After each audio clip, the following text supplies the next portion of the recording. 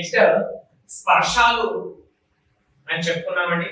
స్పర్శాలో భాగంగా దీనిని 5 వర్గాలుగా విభజిస్తామని చెప్పుకున్నాం.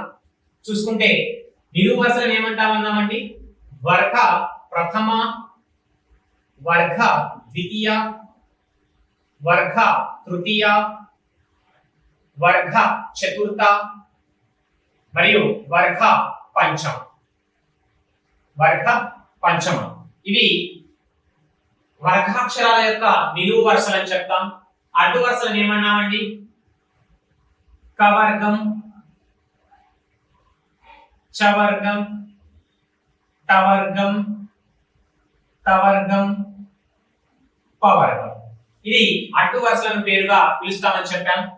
ఇక్కడ వర్గ ప్రథమాక్షరాలు ఏవి అంటే క, చ, ట, త, ప.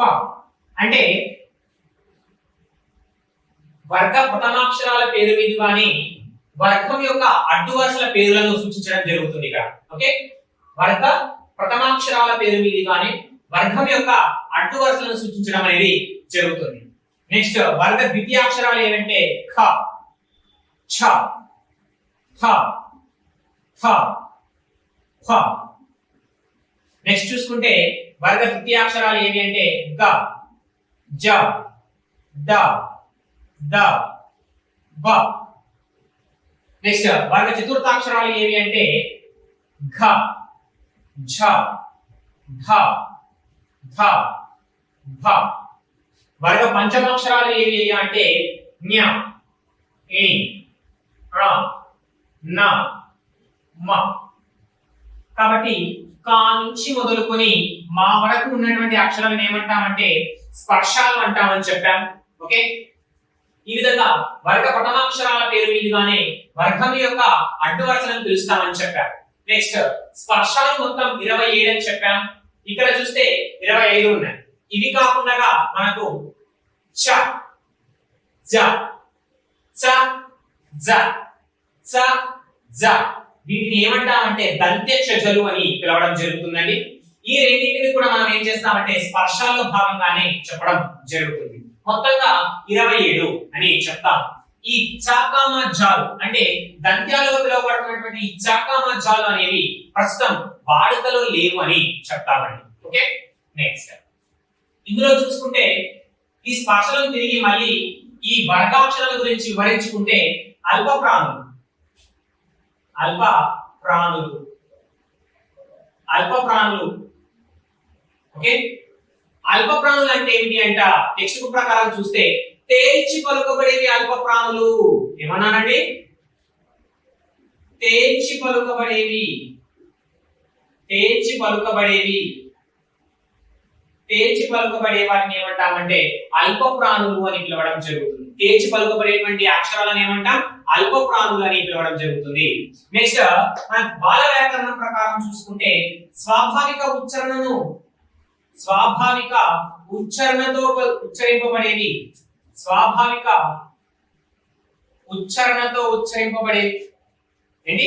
స్వాభావికమైనటువంటి ఉచ్చారణతో ఉచ్చరింపబడే వాటిని ఏమంటామంటే అల్ప ప్రాణులు అని పిలుస్తాం. ఏమని పిలుస్తాం? అల్ప ప్రాణులు అంటాం. నెక్స్ట్ పెద్ద బాల శిక్ష ప్రకారం చూసుకుంటే నిశ్వాస వాయు ప్రమాణం, నిశ్వాస వాయు ప్రమాణం, నిశ్వాస వాయు ప్రమాణం తక్కువగా ఉండే వాటిని ఏమంటామంటే అల్ప ప్రాణులు అని పిలుస్తాం. ఈ విధంగా టెక్స్ట్ బుక్ ప్రకారం అయితేనేమో తేల్చి పలుకబడేటువంటి అక్షరాలను ఏమంటాం? అల్ప ప్రాణులు అంటాం. నెక్స్ట్ స్వాభావిక ఉచ్చారణతో పలుకబడే వాటిని ఏమంటాం? అల్ప ప్రాణులు అంటాం. నిశ్వాస వాయు ప్రమాణం, నిశ్వాసం అంటే గాలి బయటకు విడిచే సమయంలో తక్కువ ప్రమాణంలో గాలి బయటకు విడుస్తున్న సమయంలో ఉచ్చరింపబడేవి. ఏంటి? తక్కువ గాలి బయటకు విడుస్తున్న సమయంలో ఉచ్చరింపబడేవి ఏవి అంటే అల్ప ప్రాణులు అని చెప్తాం. నెక్స్ట్ ఈ స్పర్శాలలో ఈ బాక్స్ ప్రకారం చూసుకుంటే అల్ప ప్రాణులు ఏవి అని చూసుకుంటే వర్గ ప్రథమ, వర్గ తృతీయాక్షరాలను ఏమంటాము అంటే అల్ప ప్రాణులు అని పిలుస్తాం. ఏమంటున్నాను? వర్గ ప్రథమ, వర్గ తృతీయాక్షరాలను ఏమంటాము అంటే అల్ప ప్రాణులు అని పిలుస్తాం. అల్ప ప్రాణులు ఏవి సార్? వర్గ ప్రథమ మరియు తృతీయ అక్షరాలను ఏమంటాము అంటే అల్ప ప్రాణులు అని పిలవడం జరుగుతుంది. అల్ప ప్రాణులు ఏవి? వర్గ ప్రథమ మరియు వర్గ తృతీయ అక్షరాలను ఏమంటామంటే అల్ప ప్రాణులు అని పిలవడం జరుగుతుంది. నెక్స్ట్ నిజానికైతే వర్గ పంచమాక్షరాలను కూడా ఏమనాలి అంటే అల్ప ప్రాణులుగానే చెప్పబడాలి, కానీ మన పాఠ్య పుస్తకంలో భాగంగా వర్గ ప్రథమ మరియు వర్గ తృతీయ అక్షరాలను అల్ప ప్రాణులు అని చెప్పడం జరిగింది. నిజానికి అల్ప ప్రాణులు ఏవి అంటే మనకు వర్గ ప్రథమ, వర్గ తృతీయ మరియు వర్గ పంచమాక్షరాలని చెప్తాం. అదే అల్ప ప్రాణాలు. ఏంటి అల్ప ప్రాణాలు ఏవి అంటే మనకు అచ్చులు అని చెప్తామండి.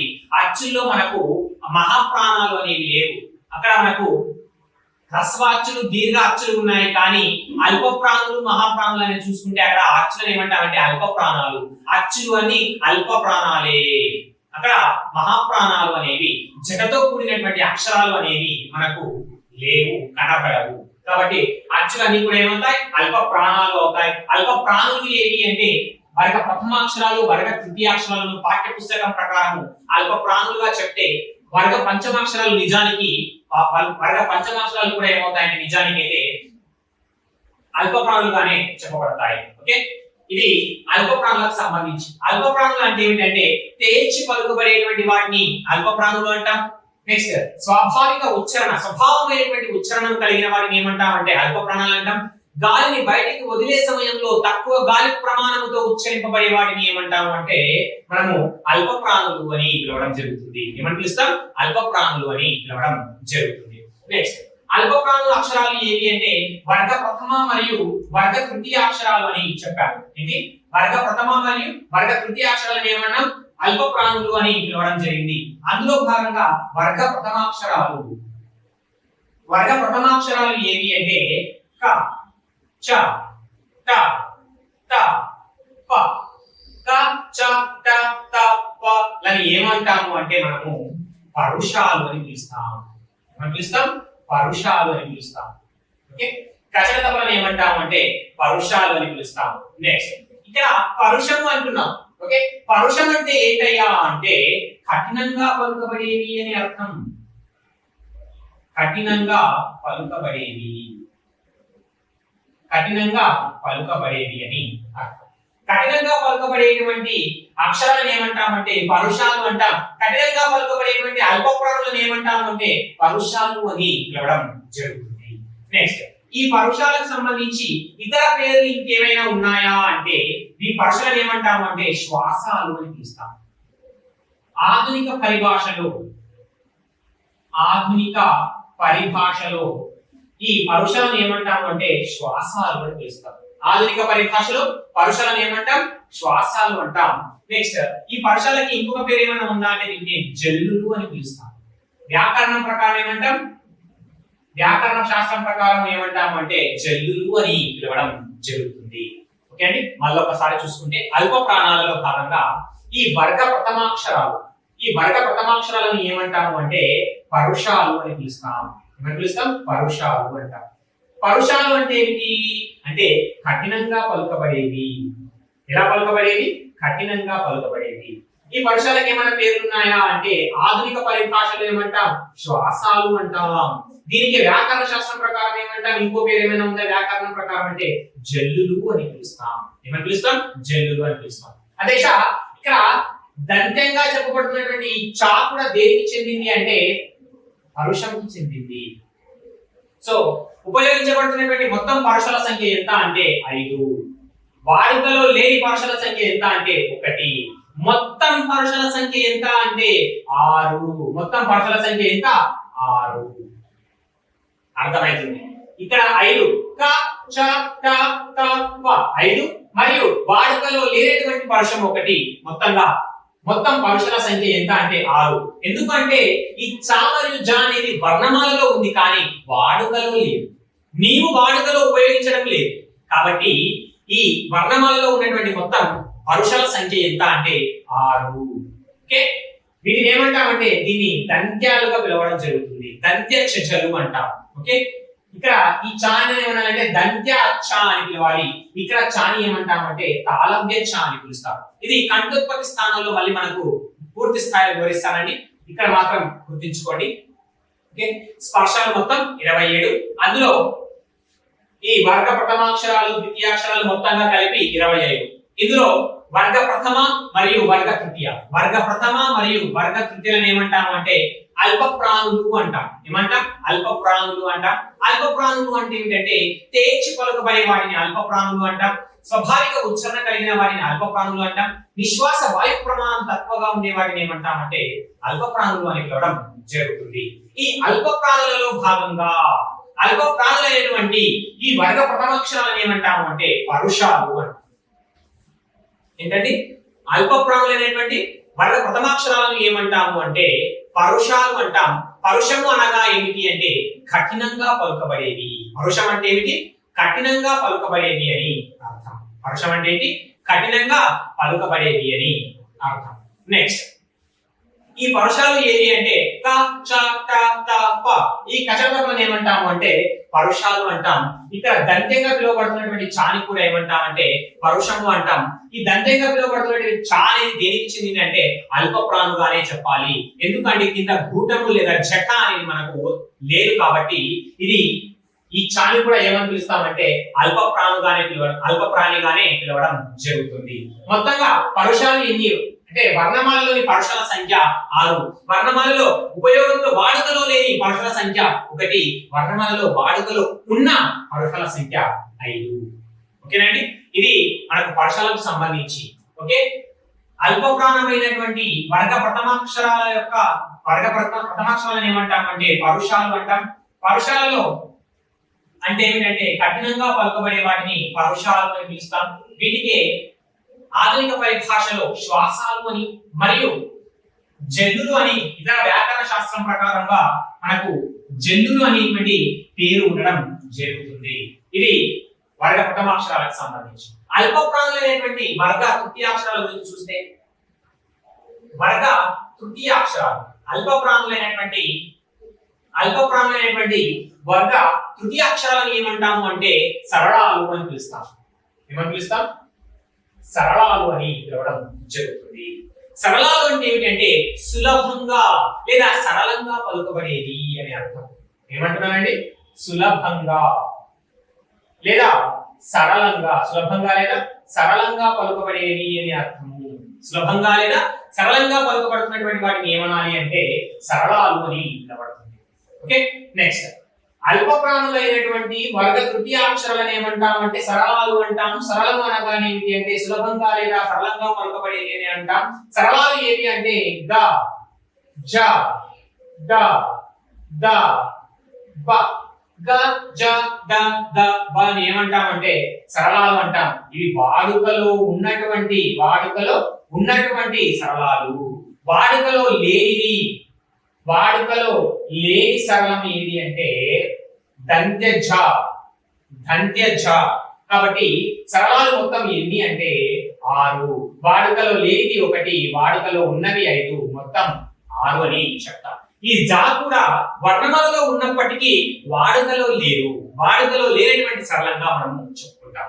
నెక్స్ట్ ఈ సరళానికి ఆధునిక పరిభాషలో ఏమంటున్నానండి? ఆధునిక పరిభాషలో ఏమని పేరు అంటే నాదాలు అని పేరు. ఈ సరళాలకి ఆధునిక పరిభాషలో ఏమని పేరు?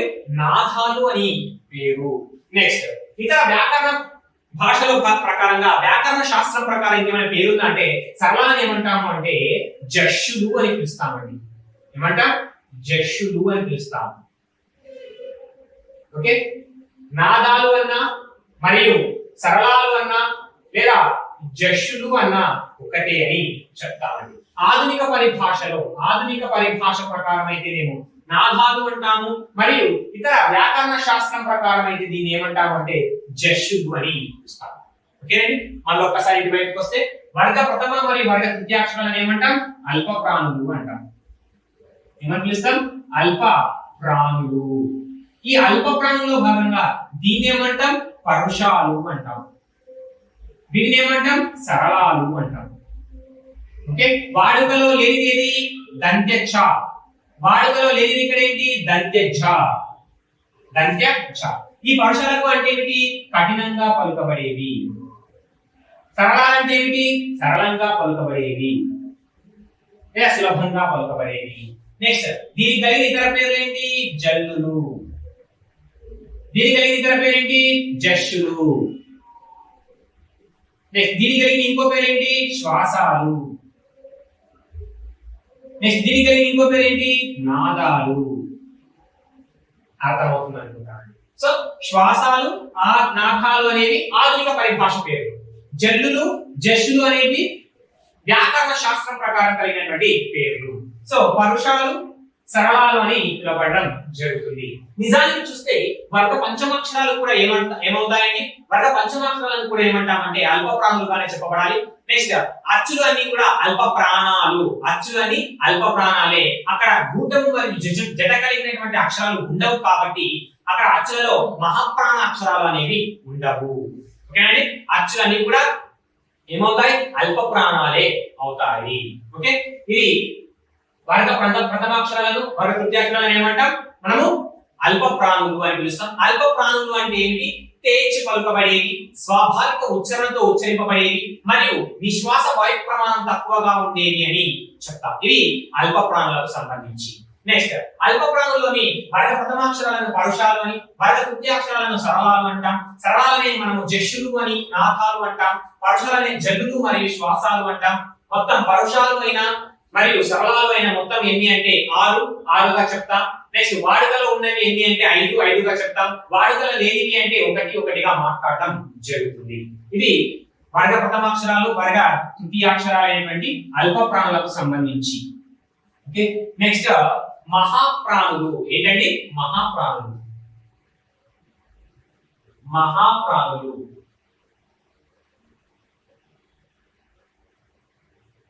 మహాప్రాణులు మహాప్రాణులు అంటే ఏంటి అంటే ఒత్తి పలుకబడేవి అని అర్థం. టెక్స్ట్ బుక్ ప్రకారం ఏంటి? మహాప్రాణులు అంటే ఏంటి? ఒత్తి పలుకబడే అక్షరాలు, ఒత్తి పలుకబడేవి. స్పర్శాలలో ఒత్తి పలుకబడేటువంటి అక్షరాలను ఏమంటాము అంటే మహాప్రాణులు అని పిలుస్తాం. నెక్స్ట్ చూసుకుంటే మహాప్రాణులు అంటే ఏమిటంటే స్వాభావిక ఉచ్చారణ కలిగినవి. ఏంటి? స్వాభావిక ఉచ్చారణ కలిగినవి అల్ప ప్రాణులు అంటే స్వాభావిక ఉచ్చారణను మించి పలుకబడేవి. స్వాభావిక ఉచ్చారణను మించి పలుకబడేవి. మించి పలుకబడే వాటిని ఏమంటామంటే మహాప్రాణులు అని పిలుస్తాం. నిశ్వాస వాయు ప్రమాణం తక్కువగా ఉంటే అల్ప ప్రాణులు అంటాం. ఇక్కడ నిశ్వాస వాయు ప్రమాణము ఎక్కువగా ఉండేది. నిశ్వాస వాయు ప్రమాణం ఎక్కువగా ఉండేది.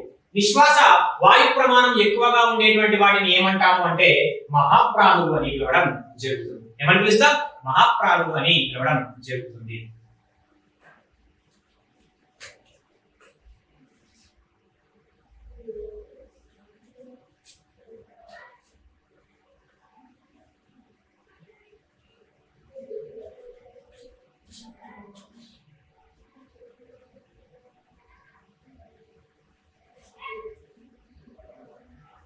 నెక్స్ట్ మహాప్రాణాలు అంటే ఏమన్నామండి? ఒత్తి పలుకబడేవి, స్వాభావిక ఉచ్చారణను మించి పలుకబడేవి, నిశ్వాస వాయు ప్రమాణం ఎక్కువగా ఉండేవి. ఓకే, తేల్చి పలుకబడేవి అల్ప ప్రాణాలు, స్వాభావిక ఉచ్చారణతో పలుకబడేవి అల్ప ప్రాణులు, నిశ్వాస వాయు ప్రమాణం తక్కువగా ఉండేవి అల్ప ప్రాణులు, ఎక్కువగా ఉండేవి మహాప్రాణులు. ఇక్కడ మహాప్రాణ అక్షరాలు ఏవి అయ్యా అంటే వర్గ ద్వితీయ మరియు చతుర్థ. వర్గ ద్వితీయ మరియు చతుర్థ అక్షరాలు ఏమంటాము అంటే మహాప్రాణులు అని పిలవడం జరుగుతుంది. ఏమని పిలుస్తాం? మహాప్రాణులు అని పిలవడం జరుగుతుంది. ఆ వర్గ ద్వితీయ చతుర్థ అక్షరాలు ఏమంటాం? మహాప్రాణుల అక్షరాలు అని పిలుస్తాం. అవి ఏవి అని చూసుకుంటే ఖ, ఛ, ఠ, థ, హ, ఘ, ఝ, ఢ, ధ, భ. ఈ అక్షరాలను ఏమంటాము అంటే మనము మహాప్రాణ అక్షరాలని పిలవడం జరుగుతుంది. ఓకేనండి? నెక్స్ట్ ఈ మహాప్రాణ అక్షరాలకి ఇంకో పేరు ఏమైనా ఉందా అంటే దీన్ని వర్గయుక్తులు అని పిలుస్తాం. ఏమని పిలుస్తాం? వర్గయుక్తులు అని పిలవడం జరుగుతుంది. అంటే మహాప్రాణ అక్షరాలు కలిగినటువంటి మరొక పేరు ఏంటి అంటే వర్గయుక్తులు అని చెప్తాం. వర్గ యుక్కులు అని చెప్పడం జరుగుతుంది. ఇక్కడ యుక్కు అంటే తెలియాలి మనం. యుక్కు అంటే ఏమిటి అంటే జంట అని అర్థం. యుక్కు అంటే ఏమిటి? జంట అని. యుక్కు అంటే జత అని అర్థం. అదే యుక్కు అంటే సరిస్థానము అని కూడా అర్థం. సరి స్థానము అని అర్థం. సో ఇక్కడ చూసుకుంటే వర్గ యుక్కులు. యుక్కు అంటే ఏమిటి? జంటగా ఉండాలి, జతగా ఉండాలి, జతగా ఉండాలి. ఖ ఘ ఛ ఝ ఠ ధ త ధ ఫ భ ఈ విధంగా జతగా ఉంటాయండి. కాబట్టి జంట లేదా జతగా ఉన్నాయి. లేదా సరిస్థానము అన్నాం. ఇక్కడ వర్గంలో భాగంగా వర్గ ప్రథమ సరిన, వర్గ ద్వితీయ, వర్గ తృతీయ, వర్గ చతుర్థ, వర్గ పంచమలో సరిస్థానాలు ఏవి అంటే వర్గ ద్వితీయ మరియు వర్గ చతుర్థలు అనేవి సరిస్థానాలు. కాబట్టి ఈ సరిస్థానాల్లో ఉన్నటువంటి అక్షరాలను ఏమంటాము అంటే మహాప్రాణ అక్షరాలు అని అంటాం. మహాప్రాణ అక్షరాలు అంటే ఏమిటంటే గూటము లేదా జఠ లేదా ఒత్తు. ఏంటి? ఈ విధంగా అక్షరాల కింద చిన్న గీతను ఉంచినట్టయితే దాన్ని ఏమంటామంటే గూటము అంటాం, లేదా జఠ అంటాం, లేదా ఒత్తు అని పిలుస్తామండి. ఈ విధంగా గూటము లేదా జట లేదా ఒత్తు ఉన్నటువంటి అక్షరాలను ఏమని పిలుస్తాము అంటే మహాప్రాణ అక్షరాలని పిలవడం జరుగుతుంది. ఏమని పిలుస్తాం? మహాప్రాణ అక్షరాలని పిలవడం జరుగుతుంది. ఈ విధంగా వర్గ ద్వితీయ మరియు వర్గ చతుర్థలో ఉండేటువంటి అక్షరాలను ఏమంటాం? మహాప్రాణ అక్షరాలు అంటాం. వీటికే కలిగినటువంటి మరొక పేరు ఏంటి అంటే వర్గయుక్కులు అంటాం. ఏమంటామండి? వర్గయుక్కులు అంటాం. యుక్కు అంటే జంట లేదా జట లేదా సరిస్థానము, సరిస్థానము అని పిలుస్తాం. మహాప్రాణులు అంటే ఒత్తి పలుకబడేవి లేదా స్వాభావిక ఉచ్చారణను మించి పలుకబడేవి లేదా విశ్వాస వాయు ప్రమాణము ఎక్కువగా ఉండేటువంటి వాటిని ఏమంటామంటే మహాప్రాణులు అని పిలవడం జరుగుతుంది. ఓకే, మహాప్రాణులు అని పిలవడం జరుగుతుంది. నెక్స్ట్ అదే తేజ్ పలుకబడే వాటిని ఏమంటామంటే అల్ప ప్రాణులు అంటాం.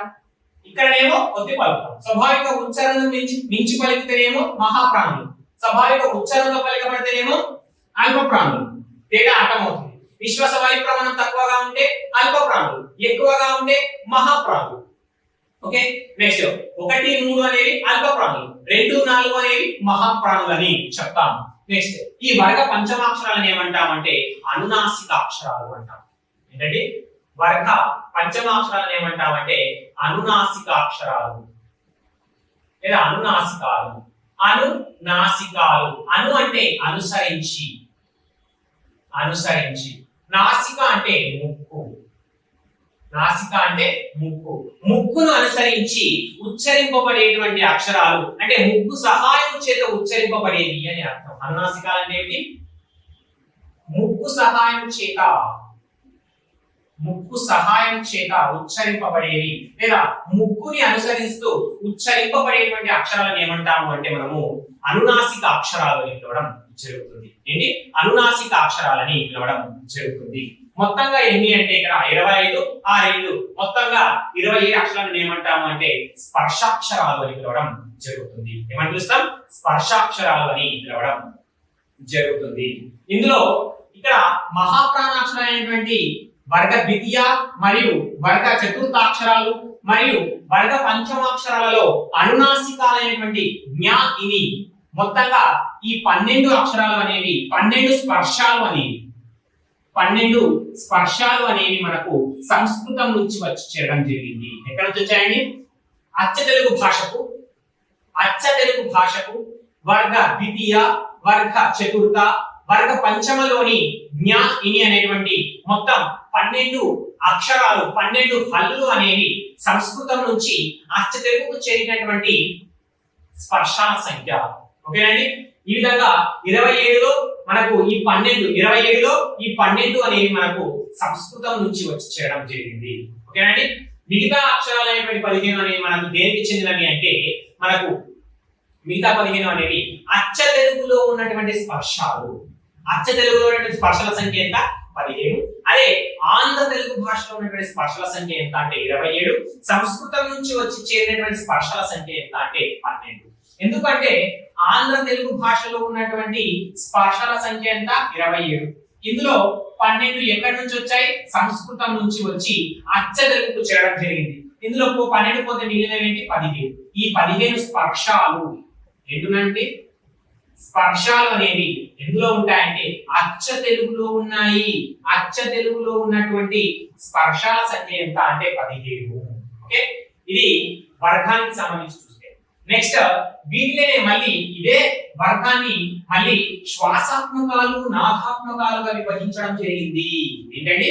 శ్వాసాత్మకాలు నాదాత్మకాలు. శ్వాసాత్మకాలు ఓకే. ఇక్కడ శ్వాసాత్మకాలు ఏమిటంటే వర్గ ప్రథమ, వర్గ ద్వితీయ. ఏమంటున్నానండి?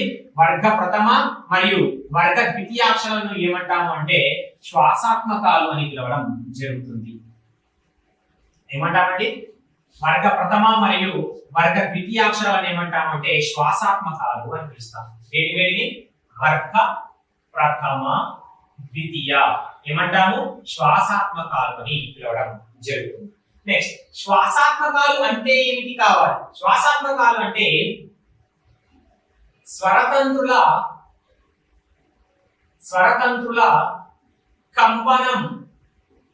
కంపనం లేకుండా, స్వరతంత్రుల కంపనం లేకుండా ఉచ్చరింపబడేవి.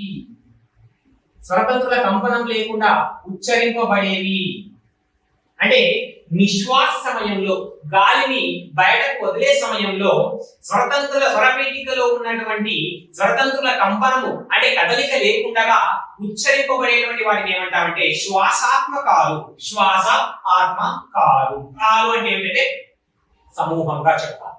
ఓకే, శ్వాస ఆత్మ కాలు అంటే నిశ్వాస సమయంలో స్వరతంత్రుల కంపనం లేకుండా శ్వాసని ఆత్మగా కలిగి ఉచ్చరింపబడేటువంటి అక్షరాల సమూహాన్ని శ్వాసాత్మకాలు అని పిలుస్తారు. అంటున్నానండి, నిశ్వాస సమయంలో స్వరతంత్రుల కంపనం లేకుండా శ్వాస అంటే గాలిని ఆత్మగా అంటే తనకు తానుగా కలిగి ఉచ్చరింపబడేటువంటి అక్షరాల సమూహాన్ని ఏమంటాము అంటే శ్వాసాత్మకాలు అంటాం. శ్వాసాత్మకాలు ఏవి అంటే వర్గ ప్రథమాక్షరాలు, వర్గ ద్వితీయాక్షరాలు. ఈ రెండింటిని కలిపి ఏమంటాము అంటే శ్వాసాత్మకాలు అంటాం.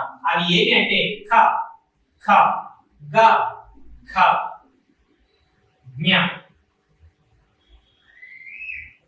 ఖ, ఖ, ఛ, ట, త, ప, ఖ, ఛ, ఠ, థ, ఫ. ఈ 10 అక్షరాలను ఏమంటాము అంటే శ్వాసాత్మకాలు అంటాం. దీనితో పాటుగా శ్వాసాత్మకాలని దేనికి చెప్తామంటే ష, ష, స, హ. వీటిని కూడా ఏమంటామంటే శ్వాసాత్మకాలు అని చెప్తాం. ఓకే, ఇవి ఏంటి అంటే ఊష్మాలు అని చెప్తాం.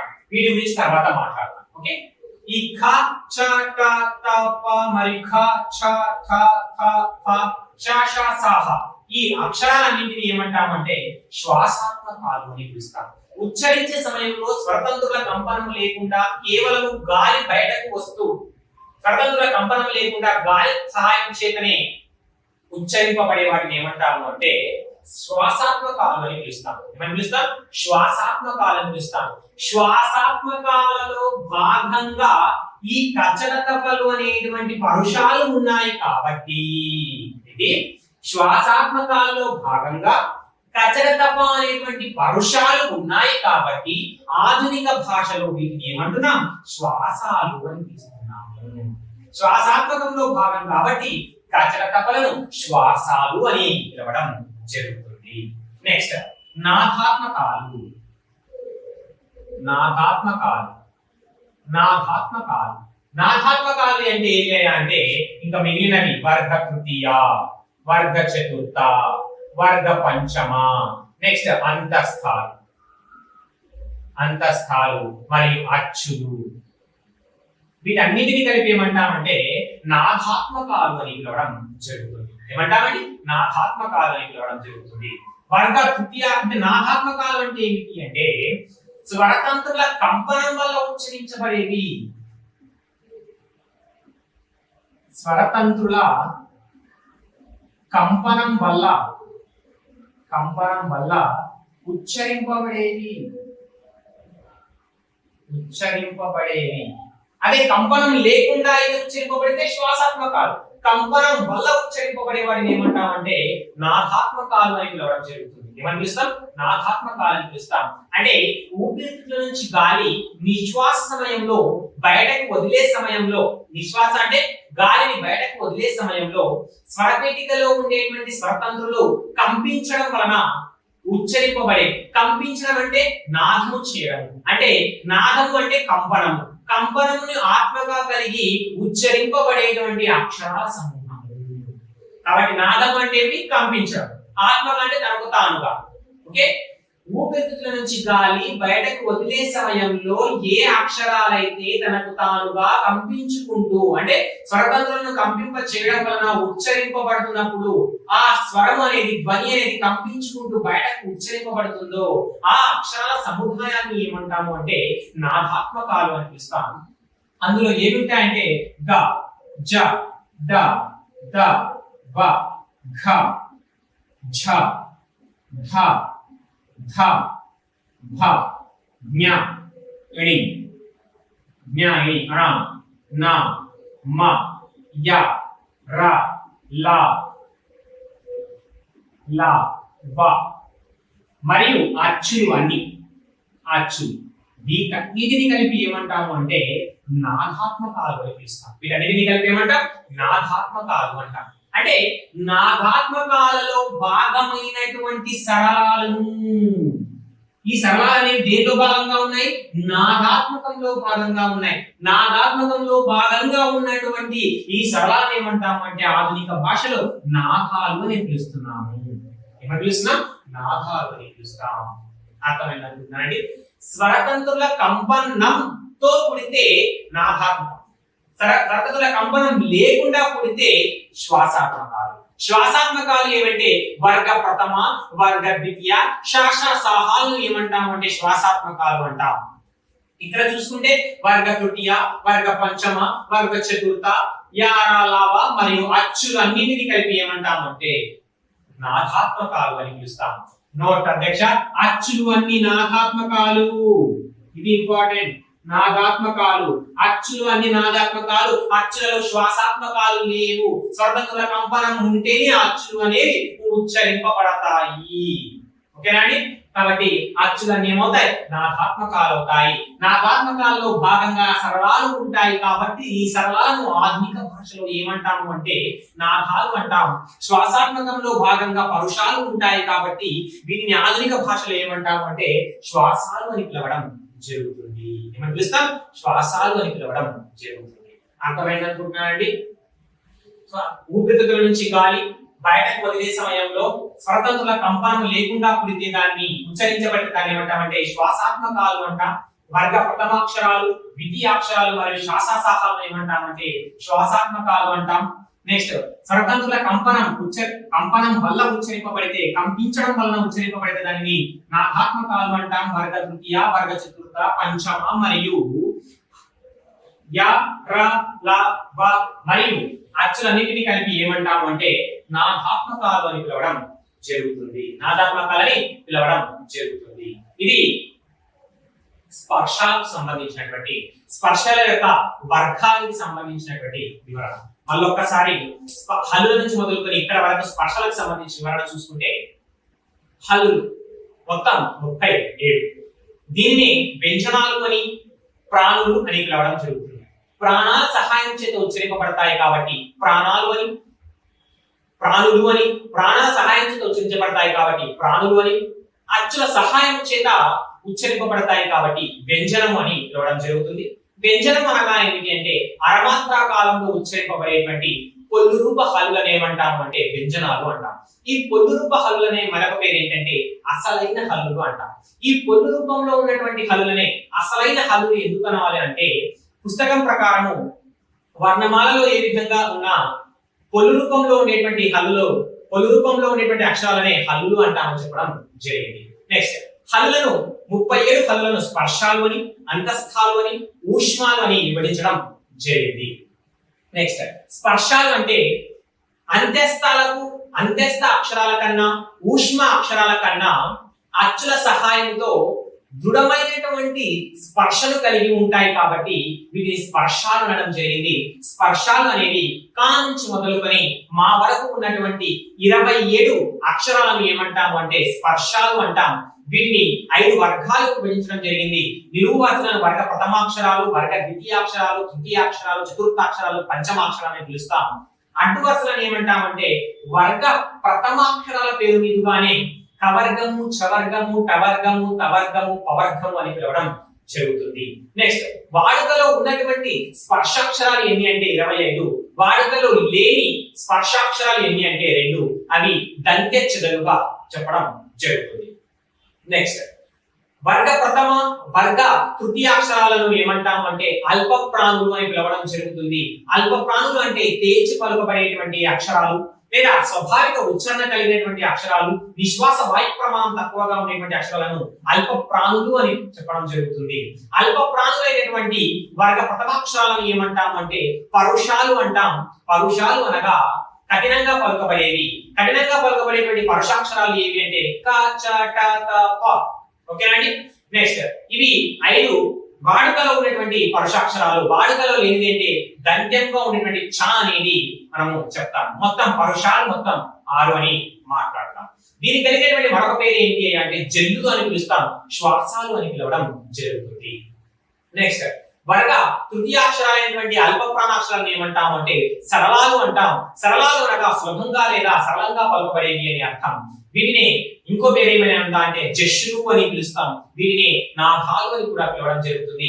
ఇక్కడ సరళాలు ఏవి అంటే గ, జ, ద, ద, బ అనేటువంటివి వర్గ తృతీయాక్షరాలు ఏమంటామంటే మనము సరళాలుగా చెప్పడం జరుగుతుంది. వర్గ పంచమాక్షరాలు అనేటువంటి అల్ప ప్రాణాక్షరాలను నిజానికైతే వర్గ పంచమాక్షరాలు కూడా అల్ప ప్రాణులే అవుతాయి, కానీ పుస్తకంలో ఇవ్వలేదు. పాఠ్య పుస్తకం ప్రకారం వర్గ ప్రథమ తృతీయాక్షరాలు మాత్రమే అల్ప ప్రాణులు. వర్గ పంచమాక్షరాలను ఏమంటామంటే అనునాసికాలు అని పిలుస్తాం. అను అంటే అనుసరించి, నాసిక అంటే ముక్కు. ముక్కును అనుసరించి ఉచ్చరింపబడేవి, ముక్కు సహాయం చేత ఉచ్చరింపబడే వాటిని ఉచ్చరింపబడేటువంటి వర్గ పంచమాక్షరాలను ఏమంటాము అంటే అనునాసిక అక్షరాలు అంటాం. జ్ఞ, ఏ, అణ, న, మ అనేటువంటివి అనునాసికాలు. నెక్స్ట్ వర్గ ద్వితీయ మరియు వర్గ చతుర్థాక్షరాలను ఏమంటాము అంటే మహాప్రాణాక్షరాలు అంటాం. ఏమంటాం? వర్గ ద్వితీయ మరియు వర్గ చతుర్థాక్షరాలను ఏమంటాము అంటే మహాప్రాణాక్షరాలు అని పిలవడం జరుగుతుంది. ఈ మహాప్రాణాక్షరాలనే వర్గ యుక్కులు అని కూడా పిలుస్తాం. ఏమని పిలుస్తాం? వర్గ యుక్కులు అని కూడా పిలుస్తాం. ఖ, ఛ, ఠ, థ, ఫ, ఘ, ఝ, ఢ, ధ, భ. ఓకే అండి. వీటిని ఏమంటాము అంటే మహాప్రాణాలు అంటాము. వీటికి కలిగినటువంటి మరొక పేరు ఏమిటి అంటే వర్గ యుక్కులు అని పిలుస్తాము. మహాప్రాణులు అంటే ఏమిటంటే ఒత్తి పలుకబడే వాటిని మహాప్రాణులు అంటాం. స్వాభావిక ఉచ్చారణను మించి పలుకబడే వాటిని మహాప్రాణులు అంటాం. నిశ్వాస వాయు ప్రమాణం ఎక్కువగా ఉండే వాటిని మహాప్రాణులు అని పిలవడం జరుగుతుంది. యుక్కు అనగా ఏమిటి అంటే జంట లేదా జట లేదా సరిస్థానము అని పిలుస్తాం. వర్గ సరిస్థానాల్లో ఉన్నటువంటి ఈ జట లేదా గూఢము లేదా ఒత్తు ఉన్నటువంటి అక్షరాలను ఏమంటామంటే మహాప్రాణ అక్షరాలని పిలవడం జరుగుతుంది. ఈ మహాప్రాణాక్షరాలైనటువంటి 10 మరియు అనునాసిక అక్షరాలైనటువంటి జ్ఞ, ఇని అనేటువంటి ఈ 2 అక్షరాలు మొత్తంగా 12 అక్షరాలు అనేవి. ఈ 12 హల్లులు అనేవి సంస్కృతం నుంచి అచ్చతెలుగుకు చెందినటువంటి స్పర్శాక్షరాలు. సంస్కృతం నుంచి అచ్చతెలుగుకు చెందినటువంటి స్పర్శాక్షరాలు 12. ఈ విధంగా చేయడం వలన మొత్తం 27 అక్షరాలు కలిగినటువంటి స్పర్శాలు అనేవి ఆంధ్ర తెలుగు భాషలో ఉండడం జరుగుతుంది. నెక్స్ట్ వర్గ ప్రథమ, వర్గ ద్వితీయ, శాషాసాహాలు అనేటువంటి ఊష్మాలను కలిపి ఏమంటాము అంటే శ్వాసాత్మకాలు అని పిలవడం జరుగుతుంది. ఓకే అంటే ఉచ్చరించే సమయంలో స్వరతంత్రుల కంపనము లేకుండా ఉచ్చరింపబడే దాన్ని ఏమంటామంటే శ్వాసాత్మకాలు అంటాము. వర్గ తృతీయ, వర్గ చతుర్థ, వర్గ పంచమ అచ్చులు మరియు అంత్యస్థానాన్నింటినీ కలిపి ఏమంటామంటే నాదాత్మకాలు అంటాం. ఉచ్చారణలో స్వరతంత్రుల కంపనము వల్ల ఉచ్చరింపబడితే, స్వరతంత్రులు కంపించడం వలన ఉచ్చరింపబడితే దానిని నాదాత్మకాలు అని పిలవడం జరుగుతుంది. ఇది స్పర్శలకు సంబంధించి. నెక్స్ట్ అంతస్థాలు. నెక్స్ట్ ఏంటండి? అంతస్థాలు. అంతస్థాలు అంటే చూద్దాం. అంతస్థాలు అంతస్థాలు అంతస్థాలు అంటే కొంత స్వరధర్మం కొంత వ్యంజన ధర్మం, కొంత స్వరధర్మము మరియు కొంత వ్యంజన ధర్మము కలిగి ఉన్నటువంటి అక్షరాలను ఏమంటాము అంటే అంతస్థాలు అని పిలవడం జరుగుతుంది. ఓకే, అంటే కొంత అచ్చుల యొక్క ధర్మాలు కలిగి ఉంటాయి, కొంత పూర్తిగా కాదు, కొంత అచ్చుల ధర్మము కొంతవరకు హల్లుల ధర్మాన్ని కలిగి ఉండడం వలన వీటిని ఏమంటాము అంటే అంతస్థాలు అనేవి చెప్పబడతాయి. నెక్స్ట్, అంతస్థాలు అంటే ఏమిటంటే నాలుక యొక్క పునఃభాగం చేత ఉచ్చరింపబడేది. అసలు అంతస్థాలు ఏవి అంటే కొంత వ్యంజన ధర్మము కొంత స్వరధర్మం కలిగి ఉండేటువంటి అక్షరాలు ఏమనాలి, అంతస్థాలు అనాలి. అంతస్థాలు అనేది ఎక్కడ ఉచ్చరించబడతాయంటే నాలుక పునఃభాగము చేత ఉచ్చరింపబడేవి. నాలుక పునఃభాగము చేత ఉచ్చరింపబడేవి. నాలుగు పునఃభాగం చేత ఉచ్చరింపబడేటువంటి అక్షరాలు ఏవి అంటే అంతస్థాలు అని చెప్తాం. నాలుక పునఃభాగం చేత ఉచ్చరింపబడే వాటిని ఏమంటామంటే అంతస్థాలు అంటాం. అంతస్థాల తర్వాత ఉండే వాటిని ఏమంటామంటే ఊష్మాలు అంటాం. అంతస్థాల కంటే ముందు ఉండే వాటిని ఏమంటాము అంటే స్పర్శాలు అంటాం. అది చెప్పుకున్నాం మనకి, స్పర్శాలు అంటాం. అంటే అంతస్థాలు అనేది ఎక్కడ ఉన్నాయి, స్పర్శాలకు ఊష్మాలకు మధ్యలో ఉన్నాయి కాబట్టి స్పర్శ ఊష్మాలకు మధ్యన ఉండేది. స్పర్శ ఊష్మాలకు మధ్య ఉండేది. స్పర్శ ఊష్మాలకు మధ్య ఉండే వాటిని ఏమంటామంటే అంతస్థాలు అని చెప్పడం జరుగుతుంది. అంతస్థాలు ఏవి అంటే యా, రా, లా, బ, ఇవి నాలుగు. దానితో పాటు బండీరా లేదా రౌతి మరియు అడ అనేవి కూడా ఏమవుతాయంటే మనకు అంతస్థాలుగానే చెప్పబడాలి. ఓకేనండి, యా, రా, లా, వా, రా, ళ అనే మొత్తం ఈ 6 అక్షరాలు ఏమవుతాయంటే అంతస్థాలు అవుతాయి. ఏమవుతాయి, అంతస్థాలు అవుతాయని చెప్తాను. నెక్స్ట్, ఊష్మాలు. ఊష్మాలు అంటే ఊది పలుకబడేవి ఊష్మాలు. ఏమంటున్నానండి, ఊది పలుకబడేవి. ఊది పలుకబడేవి అంటే ఉచ్చరించే సమయంలో గాలి బయటకు వస్తున్నట్టయితే, గాలి బయటకు వస్తూ ఉచ్చరింపబడేటువంటి దాన్ని ఏమంటామంటే ఊష్మాలు అంటాం. ఊది పలుకబడే వాటిని ఏమంటామంటే ఊష్మాలు అని పిలుస్తాం. ఊది పలుకబడే వాటిని ఏమంటాం, ఊష్మాలు అని పిలుస్తాం. ఊష్మాలు ఏవి సార్ అంటే ష, ష, స, హ. శాషాసాహాలను ఏమంటామంటే ఊష్మాలు అంటాం. శాషాసాహాలను ఏమంటాం, ఊష్మాలు అని పిలవడం జరుగుతుంది. నెక్స్ట్, సంస్కృతము నుంచి అచ్చ తెలుగుకు చేరినటువంటి ఊష్మాల సంఖ్య ఎంత అంటే 2 శాషాలు. ఓకే, అచ్చ తెలుగులో ఉన్నటువంటి ఊష్మాలు ఏంటి అంటే 2 సా. ఓకే, నెక్స్ట్, ఈ యారాలావా అనేటువంటి ఈ 6 అనేవి మనకు ఈ 6లో రా అనేది మాత్రము మనకు ప్రాకృతం నుంచి వచ్చి చేరినటువంటి అంత్యస్థంగా చెప్పాలి.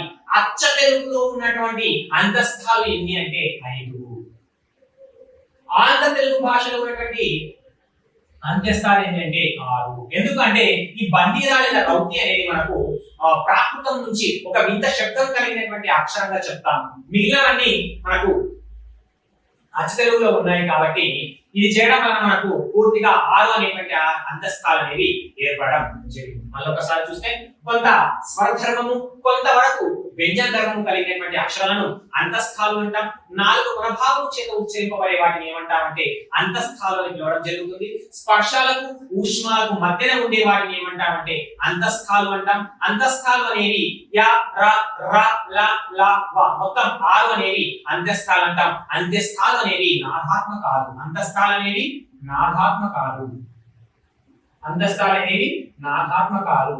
ఊష్మాలు అనేవి శ్వాసాత్మకాలు. ఊష్మాలు అనేవి శ్వాసాత్మకాలు. ఊష్మాలు అనగా ఉచ్చరించే సమయంలో గాలి బయటకు వస్తున్నట్లయితే అలా వస్తూ ఉచ్చరింపబడేటువంటి వాటిని ఏమంటామంటే ఊది పలుకబడేటువంటి వాటిని ఏమంటామంటే ఊష్మాలు అంటాము. అవి శాషాసాహాలు. ఊష్మాలు అనేవి మనకు ఏమవుతాయంటే శ్వాసాత్మకాలు అవుతాయి. ఓకే, ఇవి మనకు ఉన్నటువంటి హల్లులు మొత్తం 37. నెక్స్ట్, ఉభయాక్షరాల గురించి చూద్దాం.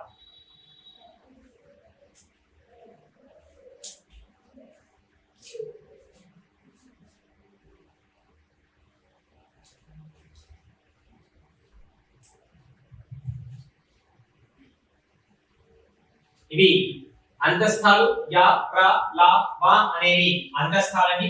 నెక్స్ట్ శాషసాహాలు అనే వాటిని ఏమంటామంటే ఊష్మాలని పిలవడం జరుగుతుంది. నెక్స్ట్ స్థిరాలు. స్థిరాలు అంటే కూడా మనకు తెలియాలండి. స్థిరాలు అంటే ఏమిటి అంటే హల్లులలో భాగంగా హల్లులలో స్థిరాలు వ్యాకరణ కార్యం జరిగే సమయంలో మార్పు చెందకుండా ఉండేటువంటి హల్లులు ఏమంటాము అంటే స్థిరాలు అని పిలుస్తాం. స్థిరాలు అంటే వ్యాకరణ కార్యం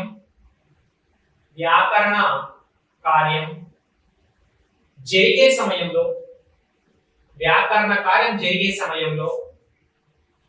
వ్యాకరణ కార్యం జరిగే సమయంలో మార్పు చెందక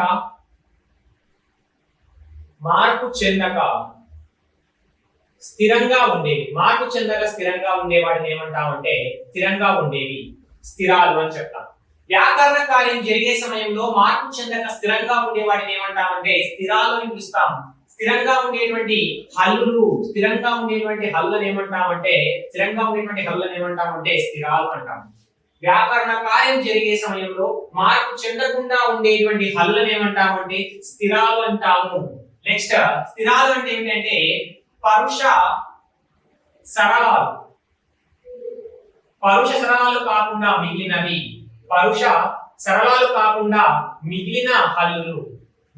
హల్లులు పరుష సరళాలు కాకుండా మిగిలిన హల్లులను ఏమంటాము అంటే స్థిరాలు అని పిలుస్తాము. ఇక్కడ పరుష సరళాలు కాకుండా మిగిలిన హల్లులను మాత్రమే స్థిరాలు ఎందుకు అంటాము అంటే ఉదాహరణగా ఇక్కడ ఏమన్నామండి వ్యాకరణ కార్యము అన్నాము. అవునా?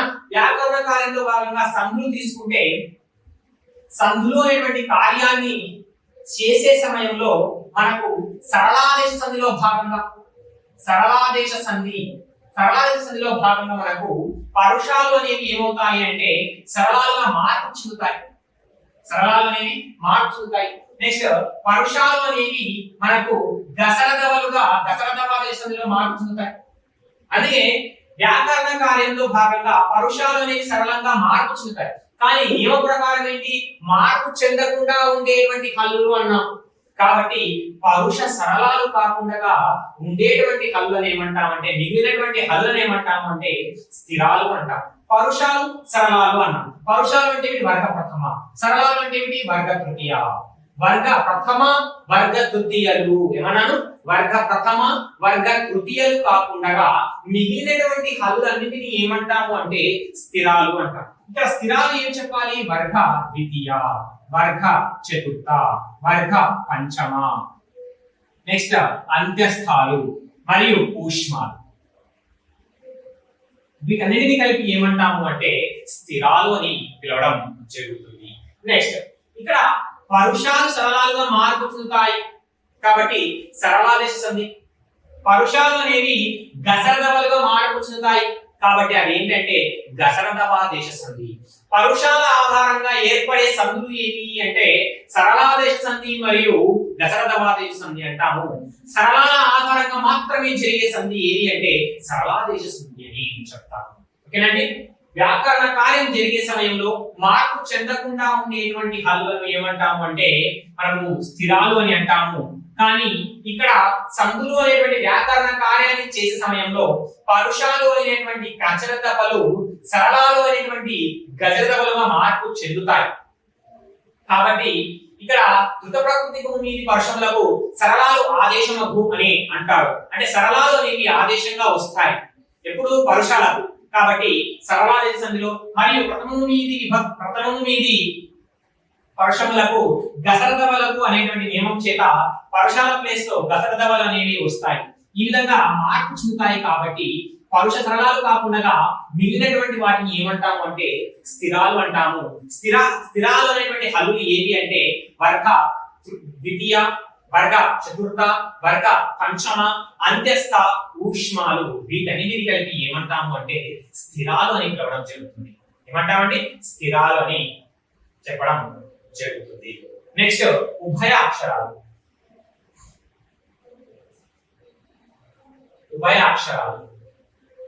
ఉభయాక్షరాలు అంటే ఏమిటి అంటే కేవలం కొంత స్వరధర్మము కొంత వ్యంజన ధర్మము కలిగి ఉంటే అంత్యస్థాలు అంటాం. నెక్స్ట్ ఇక్కడ చూసుకుంటే అచ్చుల సహాయం చేత అంటే అచ్చుల ధర్మాన్ని కామ హల్లుల ధర్మాన్ని కలిగి హల్లుల ధర్మాన్ని కలిగి కలిగి అచ్చుల సహాయం చేత అచ్చుల సహాయం చేత హల్లుల సహాయం చేత అచ్చుల సహాయం చేత హల్లుల సహాయం చేత పలుకబడేవి పలుకబడేవి ఉభయ అక్షరాలు. అంటే అక్కడ హల్లుల ధర్మాన్ని కలిగి ఉంటాయి, ఇక్కడ అచ్చుల ధర్మాన్ని పూర్తిగా కలిగి ఉంటాయి. అదే విధంగా మనకు అచ్చు సహాయం చేత ఉచ్చరింపబడతాయి, హల్లు సహాయం చేత కూడా ఉచ్చరింపబడతాయి. కాబట్టి ఇక్కడ అచ్చుల చేత ఉచ్చరింపబడుతున్నాయి, హల్లుల చేత కూడా ఉచ్చరించబడుతున్నాయి. కాబట్టి వీటిని ఏమంటామంటే ఉభయాక్షరాలు అంటాం. కాబట్టి అచ్చుల ధర్మాన్ని హల్లుల ధర్మాన్ని కలిగి ఉండి అచ్చుల సహాయం చేత మరియు హల్లుల సహాయం చేత ఉచ్చరించడానికి వీలుగా ఉండేటువంటి అక్షరాలను ఏమంటామంటే ఉభయాక్షరాలని పిలవడం జరుగుతుంది. ఏమంటాం? ఉభయాక్షరాలని పిలవడం జరుగుతుంది. ఉభయాక్షరాలు ఏవి అంటే మూడు. ఒకటి సున్నా, రెండవది అర సున్నా, మూడవది విసర్గ. నెక్స్ట్ సున్నా. దీన్ని ఏమంటామంటే నిండు సున్నా. సున్నా ఎలా సూచిస్తామంటే ఇలా, అర సున్నాను ఎలా సూచిస్తామంటే ఇలా, విసర్గను ఎలా సూచిస్తామంటే ఇలా. ఓకే, సున్నా. దీనే నిండు సున్నా అని, బిందువు అని, పూర్ణానుస్వరం అని, పూర్ణానుస్వరం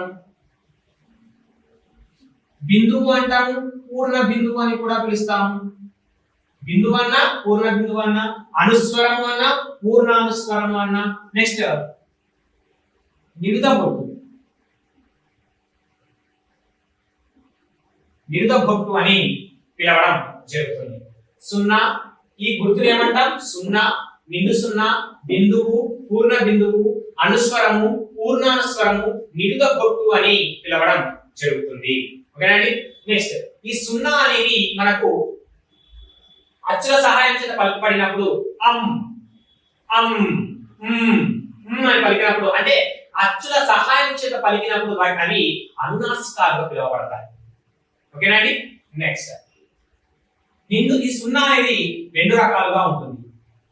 రెండు రకాలు. సున్నా అనేది ఏంటండి? రెండు రకాలుగా ఉంటుంది. ఒకటి సిద్ధ బిందువు,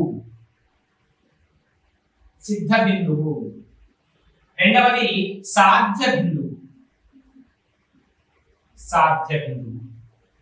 సిద్ధ బిందువు అని, సాధ్య బిందువు అని అంటుందండి. సిద్ధ బిందువు అంటే సహజ సిద్ధంగా ఉండేటువంటి బిందువు. సహజ సిద్ధంగా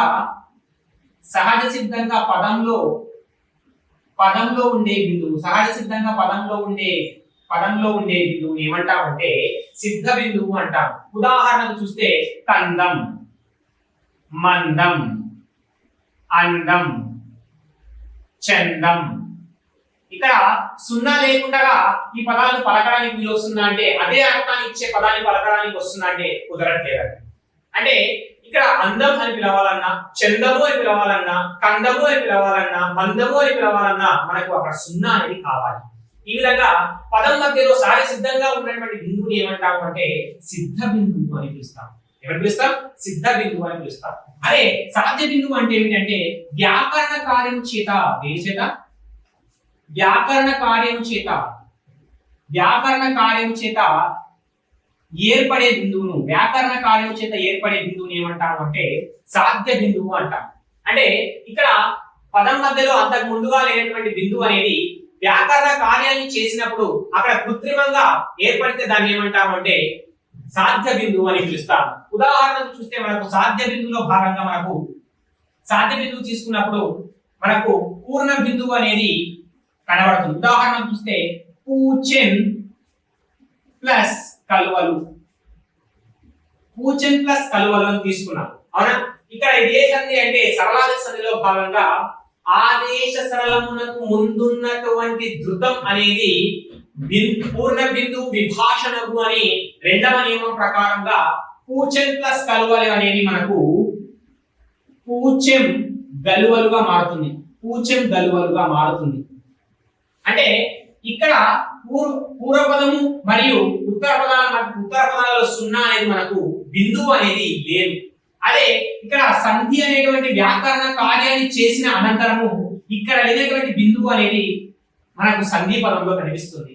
ఆదేశ సరళానికి ముందున్నటువంటి ఈ ధృతం అనేది బిందు సంశ్లేషాల విభాషణకు అనేటువంటి నియమం ప్రకారం మనకు ఇక్కడ పూర్ణ బిందువు అనేది వచ్చింది. ఈ విధంగా వ్యాకరణ కార్యం చేత బిందువు ఏర్పడిన దాన్ని ఏమంటాము అంటే సాధ్య బిందువు అని పిలుస్తాం. ఓకేనండి, మళ్ళీ చెప్తున్నాను. అచ్చుల ధర్మాన్ని హల్ల ధర్మాన్ని కలిగి ఉండి అచ్చు సహాయం చేత మరియు హల్లు సహాయం చేత పలకడానికి వీలుగా ఉండేదాన్ని ఏమంటామంటే ఉభయాక్షరాలు అని పిలుస్తాం. ఉభయాక్షరాలు అనేవి 3: సున్నా, అరసున్నా, విసర్గ. సున్నా, అరసున్నా, విసర్గ. ఇవి అచ్చుల సహాయం చేత పలికినప్పుడు అనునాసికాలుగా పలకబడతాయి. ముక్కు సహాయం చేత పలకబడతాయి. అచ్చు సహాయం చేత కానీ ఏదైనా ఒక అక్షరం చేత పలకబడినట్టయితే ఈ ఉభయాక్షరాలు ఏదైనా ఒక అక్షరము చేత పలకబడినట్టయితే అవి ముక్కు ద్వారా పలకబడతాయి. అప్పుడు అవి అనునాసికాలుగా పిలువబడతాయి. నెక్స్ట్ 3 ఉభయాక్షరాలు ఏవి అంటే 3. అది సున్నా, అరసున్నా, విసర్గ. సున్నాని ఏమంటామంటే సున్నా అని, నిండు సున్నా అని, పూర్ణ బిందువు, బిందువు, పూర్ణానుస్వరము, అనుస్వరము అని మరియు నిడుదబొట్టు అని పిలవడం జరుగుతుంది. ఓకే, ఇవి తిరిగి 2 రకాలు. సిద్ధ బిందువు అని, సాధ్య బిందువు అని అంటాం. సహజ సిద్ధంగా ఉంటే సిద్ధ బిందువు, వ్యాకరణ కార్యం చేత సాధించబడిన దానిని సాధ్య బిందువు అని పిలుస్తాం. వ్యాకరణ కార్యం చేత వస్తే సాధ్య బిందువు అంటాం. సహజ సిద్ధంగా ఉంటే దానిని సిద్ధ బిందువు అని పిలవడం జరుగుతుంది. ఓకేనండి, నెక్స్ట్ చూసుకుంటే నెక్స్ట్ మనకు అరసున్నా. అరసున్నా, ఈ అరసున్నాని ఏమంటాము అంటే ఖండ బిందువు అంటాం. ఖండ బిందువు అంటాం. అర్ధ బిందువు అంటాం. అర్ధ బిందువు అంటాం. అర్ధానుస్వరము అంటాం. అర్ధానుస్వరము అంటాం. నెక్స్ట్ దీన్నే కురచబొట్టు అంటాం. ఏమంటాం? కురచబొట్టు అని కూడా పిలవడం జరుగుతుంది. ఓకేనా అండి? నెక్స్ట్ అరసున్నా, దీనిని ఏమంటాం? ఖండ బిందువు అని, అర్ధ బిందువు అని, అర్ధానుస్వరం అని, కురచబొట్టు అని పిలవడం జరుగుతుంది. కురచ అంటే తగ్గించబడిన అని అర్థం. కురచ అంటే ఏంటి? తగ్గించబడిన అని అర్థము. నెక్స్ట్ ఈ అరసున్నా అనేది మనకు 16వ శతాబ్దానికి ముందు లేదు. 16వ శతాబ్దానికి ముందు లేదు. 16వ శతాబ్దానికి ముందు అరసున్నా అనేది మనకు లేదు అని చెప్తామండి. ఓకే, నెక్స్ట్ అరసున్నా అనేది గ్రాంథిక భాషలో అధిక ప్రాచుర్యంలో ఉంది. గ్రాంథిక భాషలో ప్రాచుర్యంలో కలదు. ప్రాచుర్యంలో కలదు. ఏ భాషలో అంటే ప్రాచీనమైనటువంటి తెలుగు భాషలో కానీ లేదా ప్రాచీన తెలుగు భాష అంటే గ్రాంథిక భాషలో ప్రాచుర్యంలో ఉంది అని చెప్తాం. ఈ అరసున్నా కూడా మళ్ళీ సిద్ధ అరసున్నా అని, సాధ్య అరసున్నా అని ఉంటుందండి. అంటే సహజ సిద్ధంగా పదం మధ్యలో ఉంటే, ఉదాహరణకు అరటి, అంగి ఇలాంటి పదాలను ఏమంటాము అంటే సహజ సిద్ధంగా వచ్చింది కాబట్టి సహజ సిద్ధ అరసున్నా అని పిలుస్తామండి. ఓకేనండి, నెక్స్ట్ అరసున్నా అనేది వ్యాకరణ కార్యం చేత వస్తే దాన్ని ఏమంటామంటే మనకు సాధ్య అరసున్నా అంటాము. ఉదాహరణకు ప్రాతः సంధిలో మీ గడ అని రాస్తామండి. కాబట్టి ఈ విధంగా వ్యాకరణ కార్యం చేత ఏర్పడే అరసున్నాలు ఉంటాయి. సహాయ సిద్ధంగా ఉండేటువంటి అరసున్నాలు కూడా ఉంటాయి. అరసున్నా అనేది 16వ శతాబ్దానికి ముందు లేదు. 16వ శతాబ్దం తర్వాత మనకు అరసున్నా అనేది రావడం జరిగింది. నెక్స్ట్ చూసుకుంటే గ్రాంథిక భాషలో అధిక ప్రాచుర్యంలో కలదు. గ్రాంథిక భాషలో అధిక ప్రాచుర్యంలో కలదు. ఓకేనండి, నెక్స్ట్ చూసుకుంటే విసర్గ. నెక్స్ట్ ఏంటండి? విసర్గ. విసర్గ అంటే అర్థం ఏంటంటే విడువబడినది అని అర్థం. విసర్గ అంటే ఏంటి అంటే విడువబడినది అని అర్థం. విడువబడినది అని అర్థం. విసర్గ అనేది విడువబడినది అని అర్థం. ఓకేనండి, నెక్స్ట్ విసర్గ అనేది సంస్కృత భాషలో అధిక ప్రాచుర్యంలో కలదు. సంస్కృత భాషలో అధిక ప్రాచుర్యంలో కలదు. అధిక ప్రాచుర్యంలో కలదు. నెక్స్ట్ విసర్గ ప్రదేశంలో ఆధునిక పరిభాషలో కొన్ని చోట్ల హాని ఉపయోగించడం జరుగుతుంది. విసర్గ ప్రదేశంలో ఆధునిక పరిభాషలో కొన్ని చోట్ల మనకు హాని ఉపయోగించడం జరుగుతుంది. నెక్స్ట్, సున్నా అనేది కొన్నిసార్లు అనునాసికంగా ఉంటుందని చెప్పాము. అనునాసికాలుగా ఉపయోగించడం జరుగుతుంది అని మనము చెప్పుకున్నాము. ఎందుకంటే పూర్వము సున్నా స్థానంలో మనకు వర్గ పంచమాక్షరాలను ఉపయోగించేవారు. సున్నా స్థానంలో సున్నాను సూచించాల్సిన ప్రదేశంలో వర్గ పంచమాక్షరాలను ఉపయోగించేవారు. ఓకేనండి, ఈ విధంగా కాబట్టి సున్నా స్థానంలో వర్గ పంచమాక్షరాలను ఉపయోగించేవారు కాబట్టి సున్నా అనేది కొన్నిసార్లు అనునాసికాలుగా కూడా పిలువబడతాయని చెప్తారు. ఉదాహరణకు ముక్కు సహాయంతో పలకబడతాయి కాబట్టి అనునాసికాలని చెప్తాం. ఇది ఉభయాక్షరాలకు సంబంధించి. ఉభయాక్షరాలు అంటే ఏంటంటే అర సున్నా, సున్నా, విసర్గ. విసర్గ అనేది సంస్కృత భాషలో ప్రాచుర్యంలో ఉంటే అరసున్నా అనేది మనకు గ్రాంథిక భాషలో అధిక ప్రాచుర్యంలో ఉంది అని చెప్తాము. ఏ భాషలో? గ్రాంథిక భాషలో అధిక ప్రాచుర్యంలో ఉంది అని మనము చెప్తాము. నెక్స్ట్, ఇక్కడ వచ్చేసరికి చూస్తే మనకు వాడుకలో లేని అక్షరాలు, వాడుకలో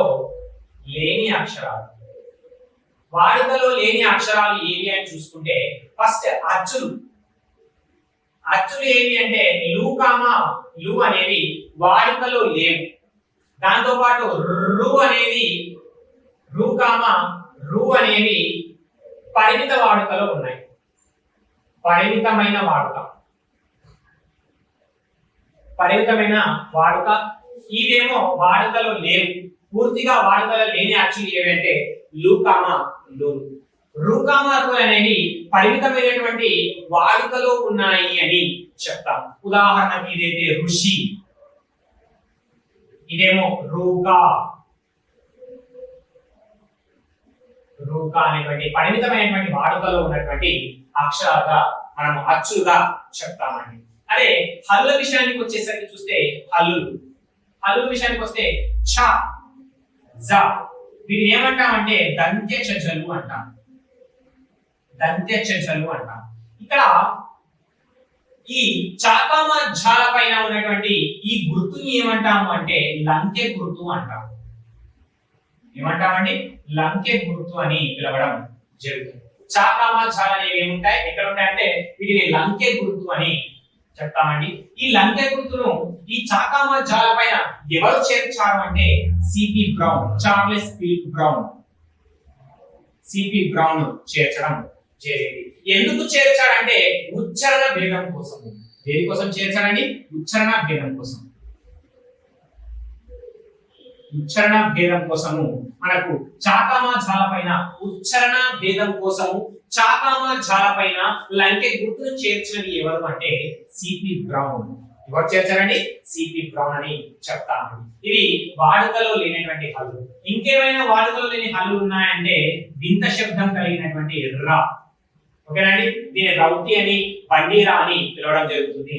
ఈ రౌతి లేదా బండిరాను ప్రాచీన కావ్య భాషలు ఉపయోగించేవారు. ప్రాచీన కావ్య భాషలు ఉపయోగించేవారు. ఆధునిక పరిభాషలో ఈ రా ప్రదేశంలో ఏం ఉపయోగిస్తారంటే సాధారణమైనటువంటి రాని ఉపయోగించడం జరుగుతుంది. ఈ రా అనేటువంటి బండిరా లేదా రౌతిని ప్రాచీన కావ్య భాషలో గుర్తుపెట్టుకోవాలండి, ప్రాచీన కావ్య భాషలో ఉపయోగించడం జరుగుతుంది. నెక్స్ట్, ఇక్కడ కొన్ని ప్రదేశాల్లో విసర్గ ప్రదేశంలో హాను కూడా ఉపయోగించడం జరుగుతుంది. అరసున్నా అనేది వాడుకలో లేదు. అరసున్నా అనేది వాడుకలో లేదు. విసర్గ అనేది కూడా పరిమిత వాడుకలో ఉంది. కొన్ని స్థానాల్లో ఆధునిక పరిభాషలో విసర్గ ప్రదేశంలో హాను ఉపయోగించడం జరుగుతుంది. ఇది వాడుకలో మరియు పరిమిత వాడుకలో ఉన్నటువంటి అచ్చులు, హల్లులు, ఉభయాక్షరాల గురించి చెప్పుకున్నాం. ఓకేనండి, లూకామాలు అనేవి వాడుకలో లేని అచ్చులు, రూకామాలు అనేవి పరిమిత వాడుకలో ఉన్నటువంటి అచ్చులు. నెక్స్ట్ చాకామ ఝాల అనేవి ఉచ్చారణ భేదం కోసము లంకె గుర్తులు చేర్చినది ఎవరు అంటే సిపి ప్రౌ. ఓకేనండి. చాకమజాలు ఏమంటాం? దంతె జలు అంటాం. వాడుకలో ఉన్నాయంటే లేవు. ఓకేనండి. చాకమజాలు ఏవి అంటే అల్ప ప్రాణులే. ఏంటండి? అల్ప ప్రాణులని చెప్తాము. నెక్స్ట్ రా, దీన్ని బండిరా లేదా రౌతి అంటాము. ప్రాచీన కావ్య భాషలో ప్రాముఖ్యం అనేది ప్రాచుర్యంలో ఉండేది. ఆధునిక పరిభాషలో ఈ రౌతి ప్రదేశంలో లేదా బండిరా ప్రదేశంలో సాధారణంగా ఉపయోగించబడేటువంటి రాను ఉపయోగించడం జరుగుతుంది. అరసున్న అనేది మనకు గ్రాంథిక భాషలో ప్రాచుర్యంలో ఉండేది. ఆధునిక భాషలో వాడుకలో లేదు. పరిమిత వాడుకలో ఉండేటువంటి ఉభయాక్షరం ఏది అంటే విసర్గ.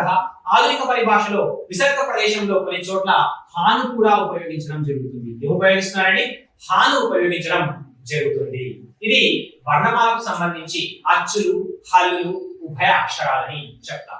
నెక్స్ట్ ధ్వని, ధ్వని పుట్టుక, ధ్వని అనుకరణ గురించి చూద్దాం.